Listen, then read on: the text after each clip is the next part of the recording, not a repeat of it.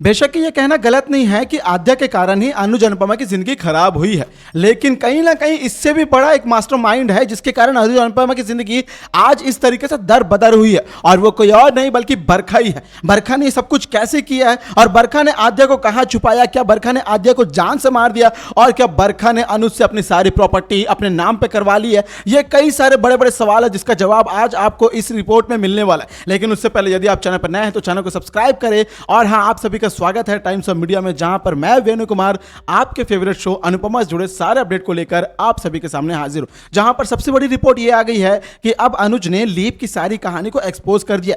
आज अनुज ने बड़ी हिम्मत करके अनुपमा को सारा सच बताया। जब अनुपमा बार बार अनुज से सवाल करती है कि छोटी कहां है, छोटी कहां है, हमारी बच्ची का, हमारी बेटी का है, जब अनुज ऐसा सुनता है कि हाँ कहीं ना कहीं अनुपमा की बेटी है, तो अनुज को यह बात जरूर पता है कि अनुपमा को बताना जरूरी है। वरना आज तक जो कान्हा नाम बनकर किसी के सामने मुंह नहीं खोला, आज उसने अनुपमा को सारी कहानी बताई है, तो इसमें कोई शक नहीं कि उसके अंदर अनुपमा के लिए आज भी फीलिंग्स है। और बीते एपिसोड में भी तो अनुज ने वनराज से लड़ाई की थी ना अनुपमा के नाम के लिए, तो फिर भला यह कहना गलत नहीं होगा कि अनुज के दिल में अनुपमा के लिए प्यार नहीं है। आज भी प्यार है, आज भी फीलिंग्स है।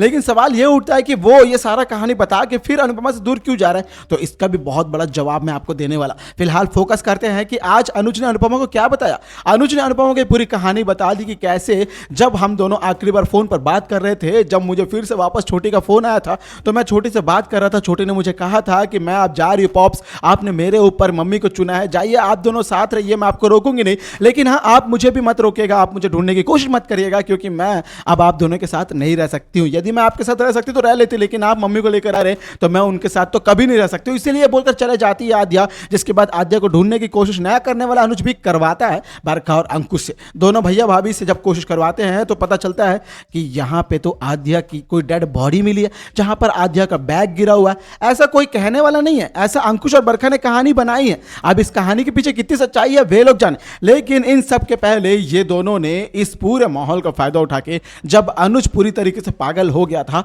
अनुज के पास जाकर अनुज की जो सारा बिजनेस है ना, पूरी प्रॉपर्टी है ना, वो अंकुश और बरखा अपने नाम पे करवा लेते हैं, जो कि हमें खुद अनुज ने ही लीप की कहानी के दौरान बताया था।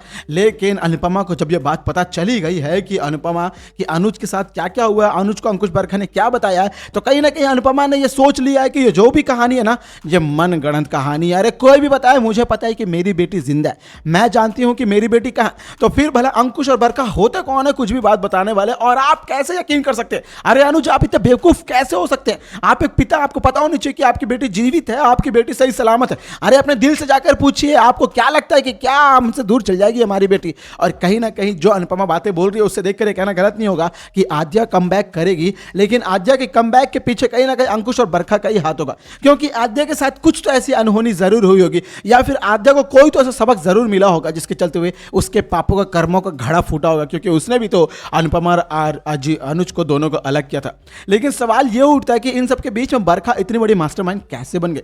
तो मैं आपको बता दूं कि बरखा कंटिन्यू वनराज के साथ कांटेक्ट में रहती है। यह बात जग जाहिर है, यह बात सभी को पता है कि वनराज, बरखा और अंकुश की बखूबी बनती है काव्या के चलते हुए। काव्या कभी ना कभी तो शुरू में अनुपमा से नफरत करती थी, जिसका फायदा पूरी तरीके से बरखा उठाती थी, और बरखा को तो हमेशा ही से अनुज की प्रॉपर्टी पर, अनुज के बिजनेस पर नजर गड़ाए बैठी थी, और कभी ना कभी तो उसे उसका लालच था ही। इसीलिए जब उसे पता चला कि इतना बड़ा मौका मिला है, क्यों ना इतने बड़े मौके को चौके के रूप में बुन लिया जाए, इसलिए बरखा ने अनुज के हाथों से सारी प्रॉपर्टी अपने नाम पे करवा ली जब अनुज पूरी तरीके से टेंस में था।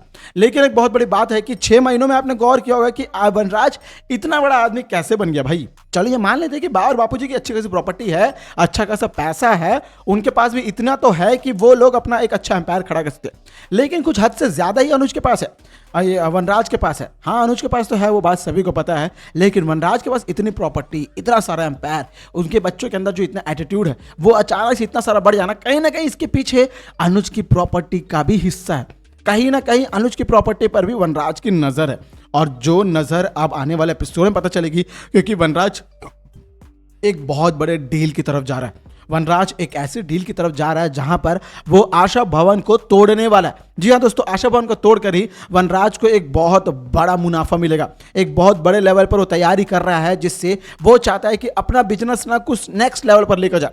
क्योंकि दोस्तों जब से उसने अनुज को देखा है, उसके दिलो दिमाग में सिर्फ एक ही बात घूम रही है कि इतना सक्सेसफुल बिजनेसमैन यदि सड़क पर आ सकता है तो सोचो मेरा क्या हो सकता है। इसलिए मुझे अपने बिजनेस को फैलाना होगा, कहीं ना कहीं अलग अलग फील्ड में मुझे जाना होगा। बेशक ही वनराज यहाँ पे कॉन्ट्रैक्टर तो है, लेकिन इस कॉन्ट्रैक्ट के जरिए वो एक पार्टनर बनाना चाहता है, ताकि उसका कभी बिजनेस डूबे तो साथ में उसका जो पार्टनर है उसके यहाँ पे वो अपना शेयर जरूर ले ले। और वनराज बहुत लंबी चौड़ी प्लानिंग कर रहा है भाई, एज अ फादर या फिर यूँ कहें कि एज ए बिजनेसमैन वो सही जा रहा है, लेकिन इसके लिए वो जो तरीका अपना रहा है वो बहुत गलत है। वो सोच रहा है अपने फैमिली की सिक्योरिटी के बारे में, लेकिन किसी और फैमिली को बर्बाद करके अपनी फैमिली की सिक्योरिटी के बारे में सोचना, ये कहां तक का न्याय है। इसीलिए अब वनराज कुछ नेक्स्ट लेवल पर जाएगा, जिसके लिए वो बरखा और अंकुश दोनों की मदद भी लेने वाला, जहां पर अंकुश और बरखा दोनों शो में वापस आएंगे। वापस आने के बाद मीनू आएगी, मीनू के आने के बाद आद्या आएगी, यानी कुल मिलाकर अभी कहानी और ज़्यादा इंटेंस होने वाली है, जब अनुज और अनुपमा दोनों ने ये कस्में खा लिया है कि अब ये दोनों किसी के साथ भी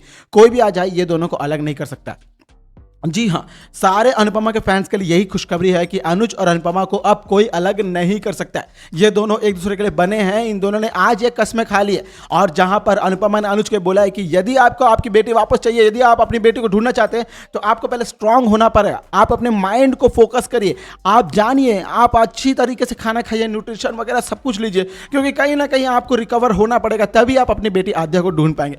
लेकिन एक बहुत बड़ा सवाल ये आता है कि क्या ये सब कुछ वनराज और बरखा अंकुश इजी तरीके से होने देंगे, क्योंकि उन लोग को भी पता है कि अनुज के बाद यदि इस बिजनेस का पूरा कोई हकदार है तो वो अनुपमा है, और यदि अनुपमा ये सब कुछ छोड़कर जाने वाली है तो ऐसे में अनुज के बाद ये पूरे बिजनेस की जो ओनर बचती है, मालकिन बचती है, या फिर यूँ कहें कि जो इकलौती वारिस बचती है, वो तो आद्या ही होगी ना, क्योंकि आद्या ही तो अनुज की बेटी है एज अ आधिकारिक तौर पर, कानूनी तौर पर, और कहीं ना कहीं अब बायोलॉजिकल तौर पर भी ये दोनों उसको अपनी बच्ची मान ही चुके हैं। ऐसे में सारे लॉस यही कहते हैं कि अब अनुज का जो भी बिजनेस है वो आद्या के नाम पे ही होगा। तो क्या अंकुश और बरखा ने आद्या के साथ कुछ कर दिया? क्या अंकुश और बरखा आद्या को भी ब्लैकमेल कर रहे हैं किसी खास चीज के तहत? क्या अंकुश और बरखा ने आद्या को किसी चीज का लालच देकर उसके नाम से और अनुज के नाम से सारी प्रॉपर्टी ले ली, सारा बिजनेस ले लिया? क्योंकि अंकुश और बरखा ही हैं जो असली मास्टरमाइंड है, जिनकी शो में वापसी होने वाली है। जैसे में ये कहना गलत नहीं होगा कि अंकुश और बरखा शो के सबसे बड़े विलन बनेंगे और वनराज के साथ हाथ मिलाकर इन लोग एक नया एम्पायर खड़ा करेंगे अनुपमा और अनुज को अलग करने के लिए। क्योंकि अनुपमा ने यदि अनुज का साथ ऐसे ही दिया तो अनुज और अनुपमा वापस अपने सारे बिजनेस को एक कर सकते हैं, क्योंकि जब तक अनुपमा सिग्नेचर नहीं करती है तब तक अनुज का सारा बिजनेस अनुपमा के नाम से किसी और के नाम पे ट्रांसफर नहीं होगा। तो ये कहना गलत नहीं होगा दोस्तों, और देखते हैं क्या कुछ होने वाला खास एपिसोड में। ये थी आज की खास रिपोर्ट, ये थी अनुपमा से जुड़ी एक स्पेशल रिपोर्ट। जो आपको कैसी लगी वीडियो मुझे कमेंट के जरिए जरूर बताइएगा। वीडियो अच्छी लगी हो तो वीडियो को लाइक करें, चैनल को सब्सक्राइब करें, ताकि आपके फेवरेट शो अनुपमा से जुड़े सारे तमाम अपडेट को आप सबसे पहले पा सके। मैं मिलता हूं दोस्तों आपके साथ अगली रिपोर्ट में, तब तक अपना ख्याल रखें। Bye bye, take care.